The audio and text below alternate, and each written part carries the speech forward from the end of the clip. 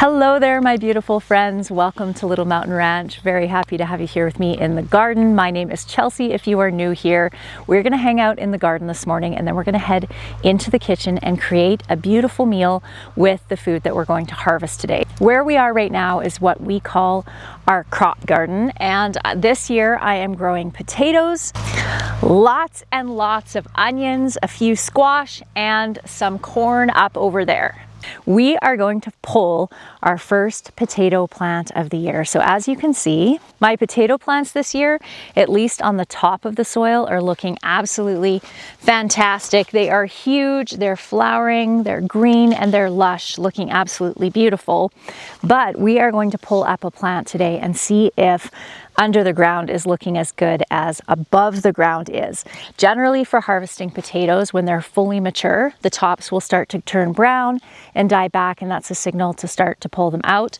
But you can get new potatoes, those little tiny delicious, full of flavor potatoes this time of year. So we're gonna pull one up and see what's happening. So I use hay mulch, as you can see, to mulch my potatoes. I don't hill my potatoes. Hilling potatoes is when you bury your potato in the ground, usually in a trench, and then as the potato plant grows, you hill the soil around. And that is supposed to encourage more tuber growth along the stem of your potato plant. I've done a direct comparison between both before, and I haven't noticed such a significant difference that it warrants the work of hilling potatoes. However, using some good mulch on top of your potatoes is a good idea because it keeps those tubers under the soil. Sometimes, especially if it's a really good potato year and you get tons of tubers under there, they can start to poke out of the top of the soil and turn green, and that is not good because those green potatoes can give you a little bit of a stomach ache if you eat too many of them. So we're going to pull back our mulch here and dig down into our soil and see what we can find. Beautiful little new potato there.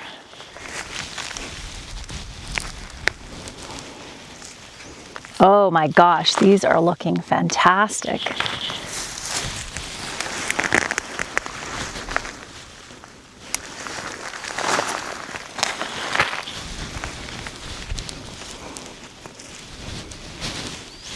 Oh friends, I think we're gonna have a really good potato year this year. And the nice thing is the soil is nice and moist, even down deep. And that's fantastic because when the soil is dry, when you let your soil dry out with potatoes, you can be more prone to your potatoes developing scab, which I had a huge issue with last year. I do not see any scab forming on these potatoes at all, which is so exciting. I'm just gonna pull out a couple plants here and harvest enough potatoes for the recipe that I wanna make in the house. There's our mushy seed potato. Oh, it feels a little criminal.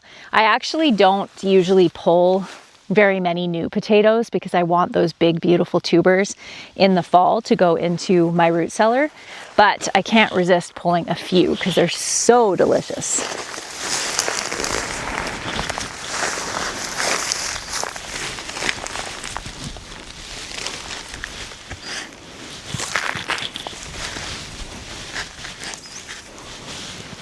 Worms. There are so many worms in this soil. That makes me very happy. There you go, buddy.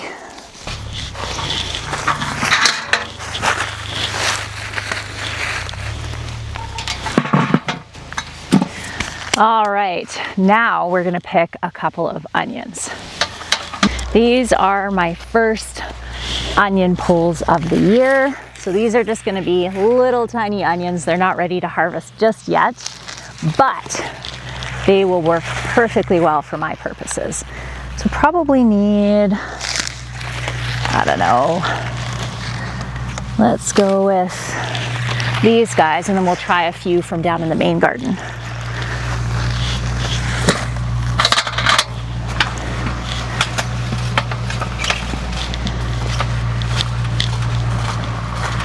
Can you guys see Dan with the mower there, cutting the hay? So happy that we're even able to cut our hay. We've had so much rain that we haven't had time, and basically we have 3 days right now where it looks like we're in the clear from the rain, but then it's raining again all next week, and we really need to get our hay cut, because the longer the hay sits in the field, the less protein and nutrition it has for our livestock. So we should have cut it 2 weeks ago, we just haven't been able to yet. Dan cuts and bales the hay and I rake the hay, so tomorrow we'll probably be raking. We'll just have to wait and see how dry the hay gets. This is perfect haying weather. You really want nice, hot, even some wind can really help to dry the hay out. We don't want to bale it when it's wet. If it has too much moisture in it, then it can start to mold, which isn't good for the animals, and it can even cause a fire. If you've ever heard of hay barns burning down because of the hay lighting on fire, that is a real thing. That actually happened to one of our neighbors a couple years ago. They had wet hay, and as soon as they stuck the spears into a hay bale, the oxygen hit it and they ignited, and I think they lost 50 or 60 bales of hay to that. So we want to make sure that it's dry enough to bale, and Dan makes beautiful hay, so I'm really hopeful that the weather cooperates with him.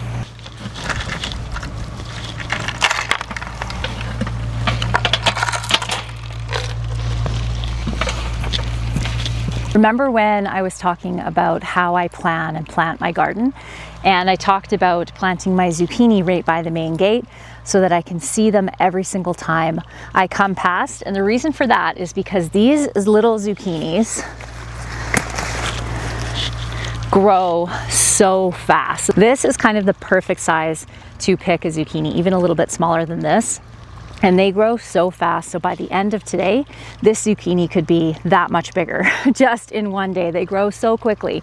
So by having this by my main gate, I can always check them as I come through and pull off what needs to be picked. Any others in there? Not yet, but we're gonna have lots coming on here shortly. I have this whole plan for today's video. We're gonna walk through the garden, pick some beautiful vegetables, and then go up to the house and make a meal with that food. But I cannot take a wander down to the garden without showing you all of the beautiful things that are blooming. This is the time of year where every trip down to the garden reveals something new. And these beautiful anemones, they've been blooming here for a while now, but they're really starting to bloom in earnest. I've mentioned this, but this is the first time I've ever grown them, and it will not be the last, because they are absolutely beautiful flowers. And as long as I keep deadheading them, a couple to pop off here, they just keep blooming and they're so cheerful. We also have some calendula that's starting to bloom along here. These are volunteer calendula and they're just stunning. This is my broccoli patch. There's, I think, 72 broccoli in this row, and then we have another 15 to 20 or so over there, and then in between we have our cauliflower, and it is just looking beautiful. I'm so excited. Broccoli is one of those plants that can be a little bit finicky, as I know many of you know, because I get emails and messages about growing broccoli all the time. Our cool springs and relatively cool nights in the summertime is kind of the imperfect environment for growing really great broccoli. I have old knives like this one. This one is probably almost 30 years old, this knife. It's no longer any good for using in the kitchen, but it's absolutely perfect for the garden. So I probably have three or four of these knives in my garden for just such a task as this. This is perfect for harvesting our broccoli. So we're gonna pull this nice big head that's right here off, and we're just going to take the head off because this type of broccoli will send out side shoots, and all throughout the summertime we can pull off those side shoots, and the amount that we're going to get off of these just in side shoots will equal or even be more than this main head here. So it's well worth it. If you live in a long growing season, once you pull the main head off, it might be worthwhile to pull them out and plant something else there. But we are at that point in the year where we can't really plant anything. We don't have enough frost-free days left. Even though broccoli is a good choice for fall planting because it does like those cooler temperatures, that's not the case for us. So I will pull this off. I also cut it off, as you can see here, like this, on an angle. And that's because you can see there's a little bit of a hollow spot in there. And if it's on an angle here, when it rains, the water tends to slough off rather than sit and rot out this stem. We have so much beautiful broccoli, and I'm gonna say probably within 5 days, I'll be doing my big harvest and preserving all of this beautiful broccoli for the winter. But this one, we're just gonna eat fresh. I know that somebody is probably going to mention the fact that I do not have covers on my broccoli. So I always cover my broccoli in the early spring as soon as I plant my broccoli to avoid cabbage moths laying eggs in my broccoli. Actually, I do it for my cabbages as well and for my cauliflower. But I had my covers on here and the plants were getting so big that they just pulled the covers off, and they weren't big enough to reach down to the very bottom of there, and the cabbage moths were just getting in underneath. So what I decided to do was just take them off. I think it looks a lot prettier without them too. It's not so industrial, but I decided to take them off. And if I notice any cabbage worms, which I have not actually yet noticed any worms on here, there are a few moths flitting around, so I'm sure I will get some in a couple of weeks, but I'm going to treat with BT, and I'll show you what that is. So this is a biological insecticide called BT, and I just mix this with some water and spray it on my plants. You want to do it on a day where you know you're not going to get rain, and this affects the digestive system of worms or caterpillars, and it kills them without harming any of the other beneficial insects, which is really important. And it also does not affect us or the plants, which is perfect. So what I'm probably gonna do is I'll wait a few days and then I will give this a dose, or them a dose of this. This stuff is highly effective and I should be good to go. This is another row of onions that I have here, and I thought I would pull out a few from this one. And they were planted around the same time, so size-wise they are still pretty small.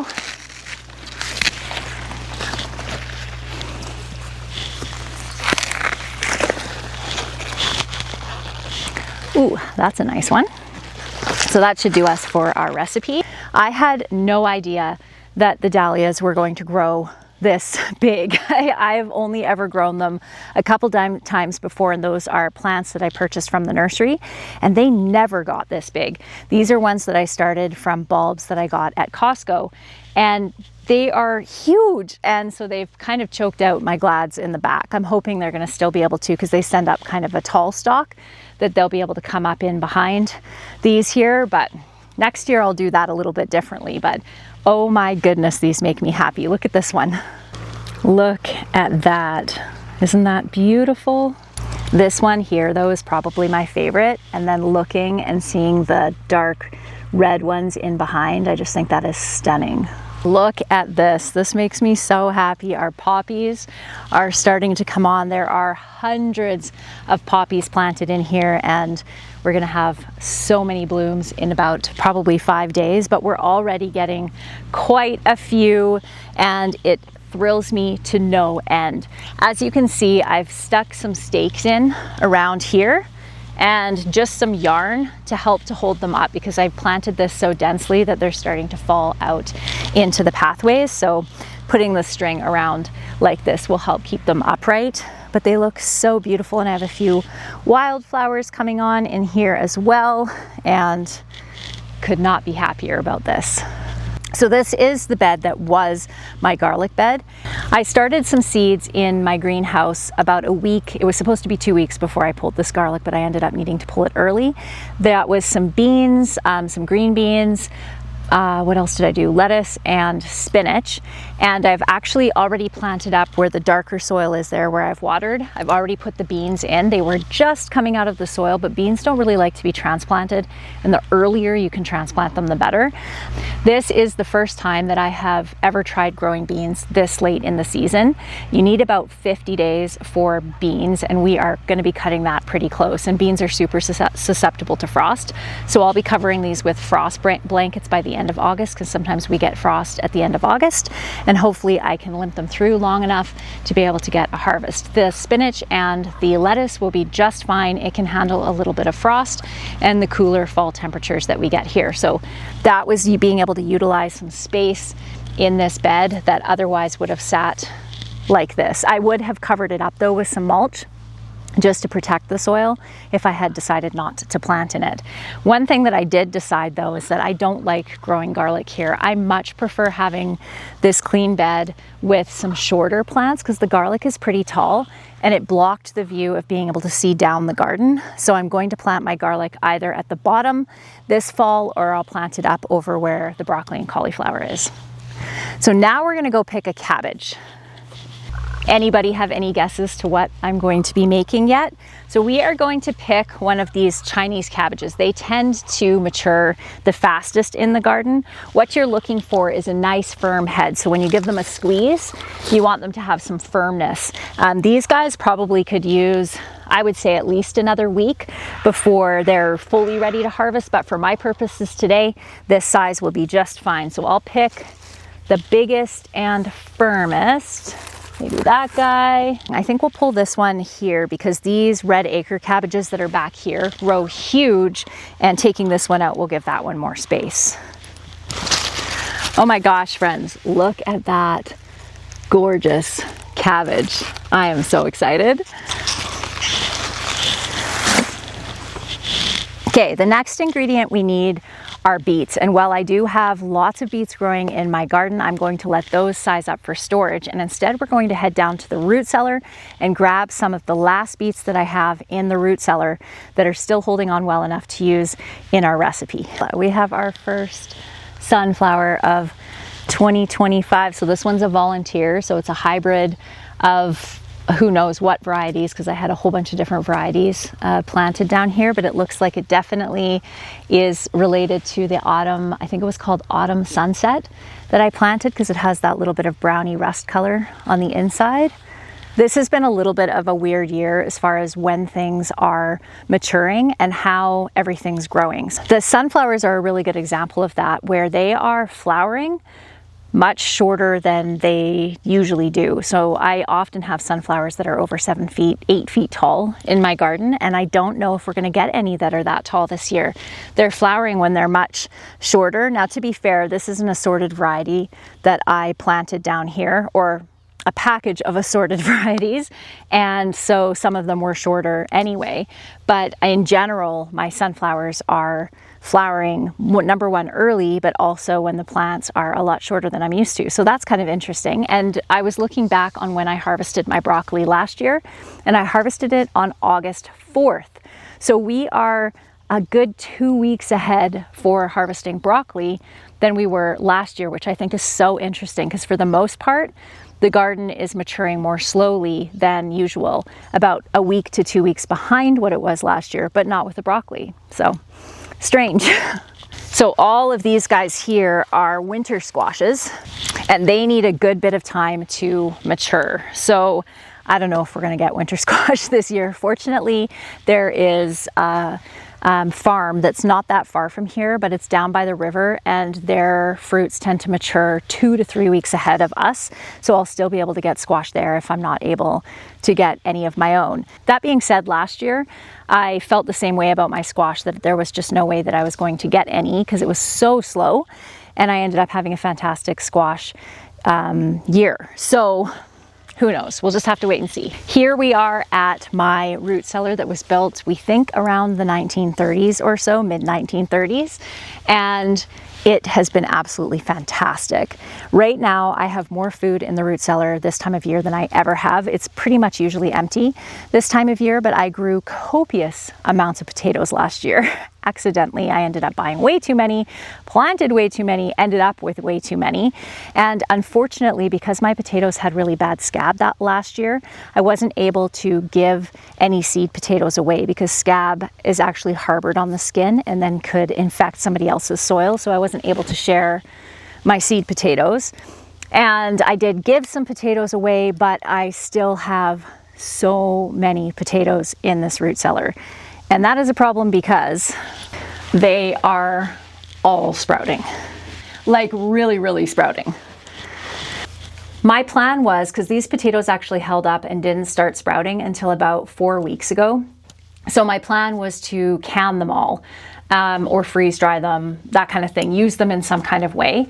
But spring hit and life got really busy and I did not have time. And now I have all of my potatoes that are going to be coming on from this year, which will be more than enough for us to last us the whole year, and with canning and freeze drying and all of those things that I do to preserve them, that I didn't actually need to do anything with these potatoes. So they are not going to be able to go into the compost because they, like I said, they had scab on them, so they'll infect my compost, and then that will affect anywhere that I use that compost and grow potatoes again. So I'm going to have to, I don't know, put them in the back 40 somewhere, I'm not sure. But we still have beets that are still firm and good to use, along with carrots. So the problem with using older vegetables like this that have been sitting in storage for a long time, I harvested these, I'm going to say probably the beginning of September last year. And so they've been sitting in the root cellar for a long time, as they start to lose their sweetness and they get a little bit tough. That is particularly the case when it comes to carrots. However, for what I'm going to be using these for today, these will work just fine, and I'm happy to use them. I still have one full box of beets left and another full box of carrots left, and then it'll be done.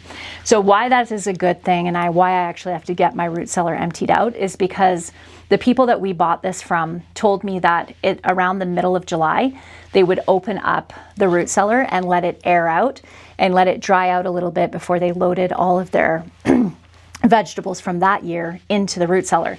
So I'm actually going to be leaving these doors open, grabbing what I can out of here, using up what I can over the next week or so, and then making sure this is completely emptied out and ready for this year's harvest. I just think that's absolutely amazing that you can store root vegetables for this long in a root cellar. How cool is that? Did I ever tell you guys the story of the root cellar and my bull Minion? It was one of the first bulls we ever had, and he was a Jersey bull. And Jersey bulls, friends, oh my gosh, they are as much of a nightmare as they're stereotyped to be. They're horrible, especially once they reach sexual maturity. They are very difficult to control. So needless to say, we raised up this bull from a calf, and he would constantly break out of pens everywhere. And one day, he disappeared and we could not find him anywhere. We looked all over the community. We asked the neighbors. We could not find this bull anywhere.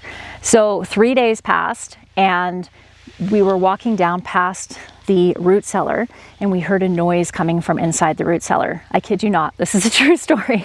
And we opened up the door and Minion the bull was in the root cellar. He had completely demolished most of what I had stored up in there. This must have been maybe in October or something like that.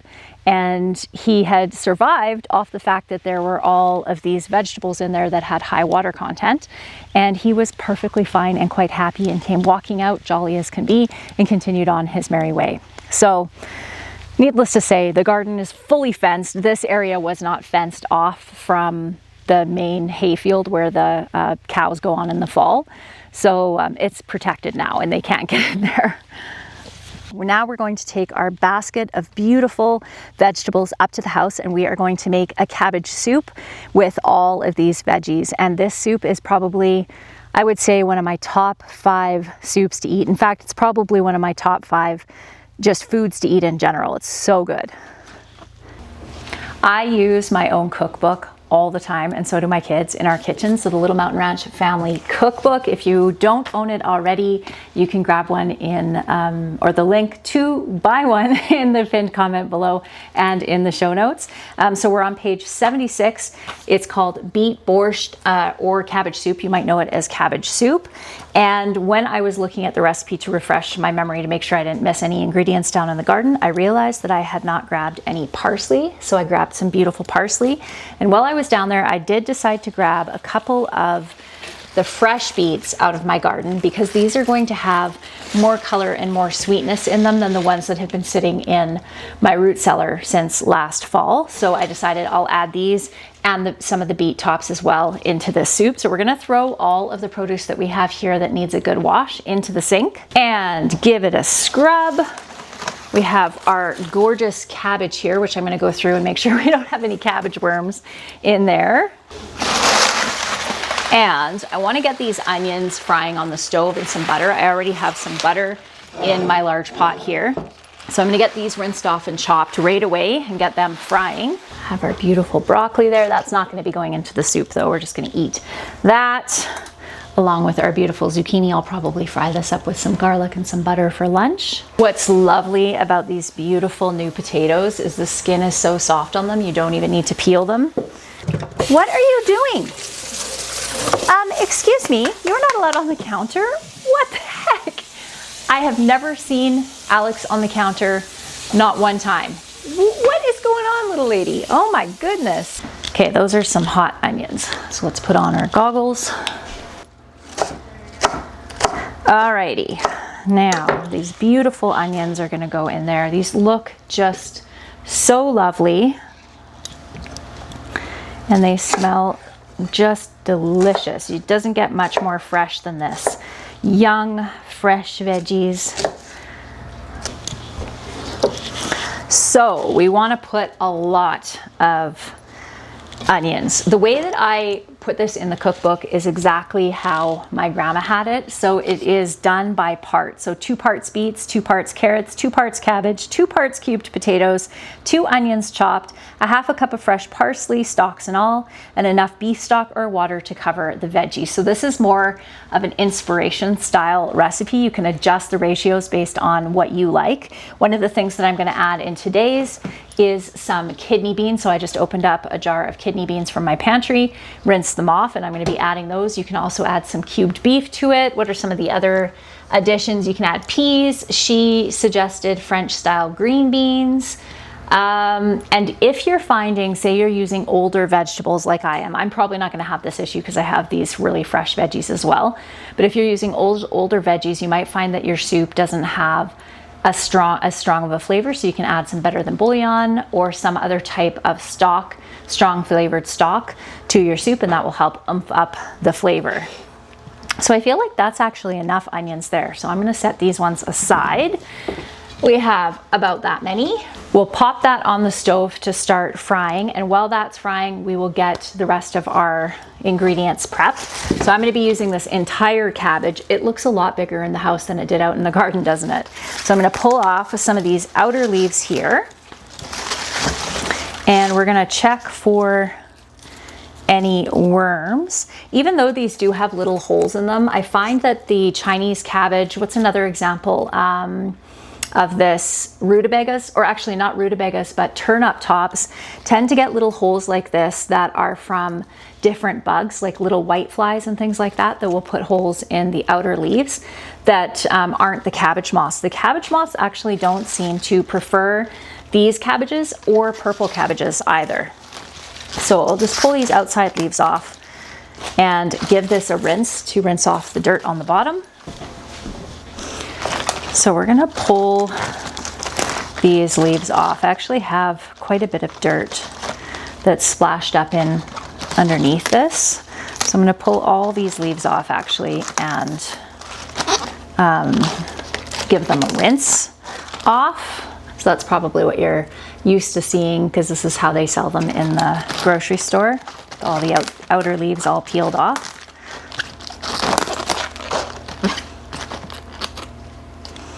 So there, the very inside is super clean, but these leaves need a wash.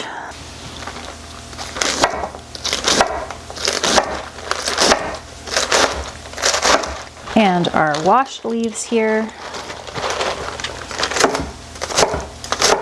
This is going to seem like a lot of cabbage when you make this soup, but it shrinks down a lot in the soup itself.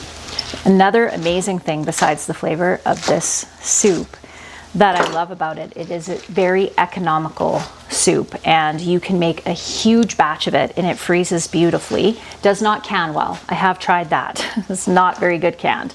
Changes the flavor way too much.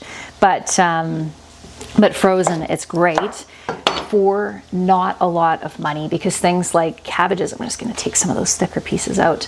Cabbage is cheap.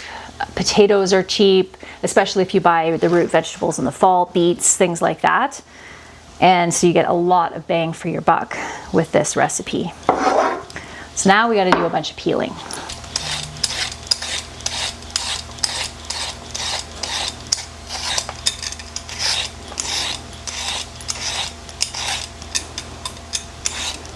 It's so amazing to me that these carrots that have been sitting in that root cellar for so long are still crunchy and they still look fantastic. I think that's probably enough, but we may as well use this little guy too since we have it. So I'm going to be using a fair bit of the stem and some of the tops in this soup. I always marvel at the beauty of the inside of a beet. Such a stunning vegetable. And one that I know that lots of people don't like, and I just can't relate because I love them so much. If you don't like them, try the soup anyway, unless you really, really hate them, then you probably won't like the soup. But this soup does something magical to beets. Also, roasting them in the oven with some other mixed veggies can also be a really nice way to eat them. Okay, I'm just gonna go throw our beets right in with our onions. They can start cooking in that. I am going to wait to add my grated beets until most of my soup has cooked through, just because the color really does go out of this rapidly. So I want to cook them just at the very end, just till they're cooked through, and then pull it off the heat. So I'll set those aside, but we can get our carrots in there and our taters in there. You can grate your carrots in this soup as well if you like.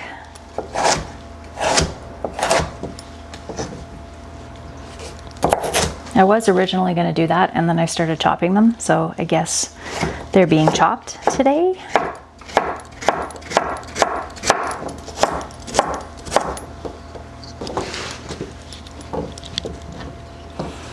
Steamed beet tops with butter and salt and pepper is really good, so I think I'm probably going to add that with my zucchini and fry that up with some garlic for lunch. I might even just add some of that broccoli in there as well. During the summertime, we actually eat really simply, especially for lunchtime, just because there's so many delicious things coming out of the garden that really don't need a lot to be delicious. So in our taters go. I'm just going to fry those veggies up a little bit, and then I'll add our broth to it. So a slight little change of plans based on what I found in my pantry. I went down to get some broth. I don't have a ton of broth this time of year, but I did find some canned cubed beef. This is stew beef. So I'm going to add this, liquid it all into this soup, and then I'll top it the rest of the way off with water. So this is going to give us extra flavor along with the extra protein with the meat, but you can totally make this vegetarian. I normally do. I don't usually add meat to it, but since I have it, I might as well add it. So I'm going to let this cook until our veggies start to soften, and then we'll come back and add all this stuff. Okay, so our soup has been cooking now for around 30 minutes or so. So we are going to add in our beans. I don't know what's in here. What is in here? Our beans and our cabbage, I think, is all we have in here. So we're going to add this right into our soup. And like that, it's going to look very, very full, but this will cook down. And I'm also going to add our grated beet here. So I grated up 4 of those beets that I took from the root cellar. And I'm going to chop up this parsley, and I'm going to add that once all of this is cooked down. And I'll show you what I did with all of the beet tops and the zucchini from the garden. And also I threw in a couple of the onions here too. I just fried it up in a little bit of olive oil and butter. And now I am going to add a little bit of the garlic scape salt that we made together a couple weeks ago when we picked our garlic scape. So I'm going to add some of this on top, and then I'm going to eat that with a little butter, and that will be my lunch. This doesn't look very appetizing, I'm sure, but it tastes so good. A little bit of butter on there.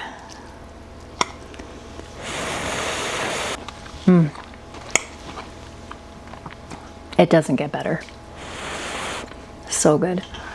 I think beet tops are so delicious. So now all we have to do is cook this until our cabbage is nice and soft, and then it will be ready to eat, and I'll show you how we like to eat it. In fact, I'm gonna run back down to the garden again and grab a little bit of dill. My dill's not quite ready to harvest yet, but there is enough there that I can grab so that we can put some fresh dill on the top of this, because it tastes so good with a little bit of sour cream and a little bit of dill.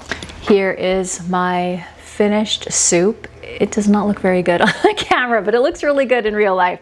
It's not quite as red as it would be if all of those beets had been fresh, but I haven't tried it yet, so let's try it and see. I have some sour cream in here. I have some chopped fresh dill and a little bit of that chopped parsley. I love borscht so much. It's so good. I forgot to add salt and pepper.